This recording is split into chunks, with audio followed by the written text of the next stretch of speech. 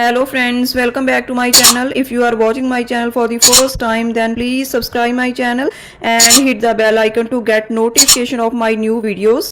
Today we will talk about the follow-up questions of describe a time when you received money as a gift. So let's start. What kind of occasions require people to send money as gifts? कौन से occasions पर लोग money को gift की तरह send करते हैं? Money is given as a gift on various occasions such as birthdays, marriages, anniversaries, on the birth of a baby, etc. because it allows the recipients to purchase anything of their choice. Money बहुत से occasions पर gift के तौर पे दी जाती है, जैसे कि बर्थडेज पर, मैरिज एनिवर्सरीज पर या बेबीज़ के बर्थ पर, क्योंकि यह मनी गिफ्ट लेने वाले को उनकी चॉइस के अकॉर्डिंग कुछ भी खरीदने का मौका देती है। I do people rarely use cash now? लोग कैश को कम यूज़ क्यों करने लगे हैं? Well, people give priority to use digital money because it is more secure mode of transactions, there is no need to carry paper money and it is more convenient way of paying. लोग priority देते हैं digital money को क्योंकि यह ज़्यादा secured method है transactions का, paper money carry करने की ज़रूरत नहीं पड़ती और ज़्यादा कन्वीनियंट वे है पे करने का।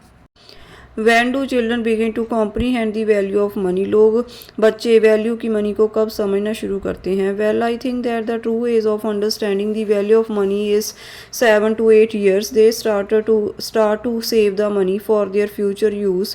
Besides, parents should start giving them advice about the right use of money. मुझे लगता है कि सही एज मनी की वैल्यू समझने की 7 to 8 years है, जब बच्चे अपने फ्यूचर के लिए मनी सेव करना शुरू करते हैं। इसके अलावा पेरेंट्स को मनी का राइट यूज़ करने के बारे में उन्हें एडवाइस देनी चाहिए। Is it good and necessary to teach children to save money? क्या यह अच्छा है और ज़रूरी है बच्चों को मनी सेव करने के बारे में सिखाना? Teaching children about saving money should not be ignored because in future they will not face financial crisis and learn to better manage their finances. बच्चों को मनी सेव करने के बारे में सिखाना कभी भी इग्नोर नहीं करना चाहिए क्योंकि फ्यूचर में वह अपने फाइनेंशियल क्राइसिस का सामना नहीं करेंगे और अपने फाइनेंसिस को बेटर मैनेज करना सीखेंगे।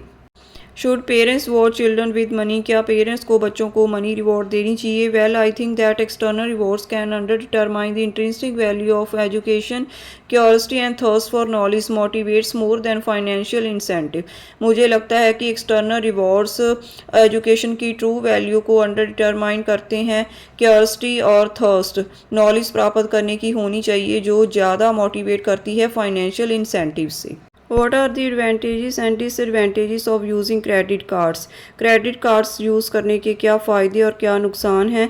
There are several advantages of using credit cards such as cashback, reward points and in emergency situations, whereas the disadvantages are high interest rate and charge fee for late payments. बहुत से फ़ायदे हैं जैसे कि cashback आता है, reward points मिलते हैं, एमरजेंसी सिचुएशंस में सूटेबल है। इसके अलावा इसके नुकसान भी हैं जैसे कि इंटरेस्ट रेट हाई होता है और लेट पेमेंट्स के चार्ज फीस देने पड़ते हैं।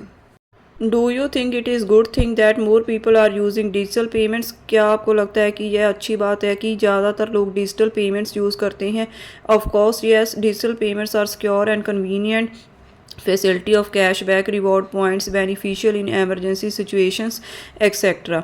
बेशक हाँ, डिजिटल पेमेंट सिक्योर और कन्वीनियंट मोड एंड ट्रांजैक्शंस का फैसिलिटी मिलती है, कैशबैक की, रिवॉर्ड पॉइंट्स मिलते हैं एमरजेंसी सिचुएशंस में, यह बेनिफिशियल है।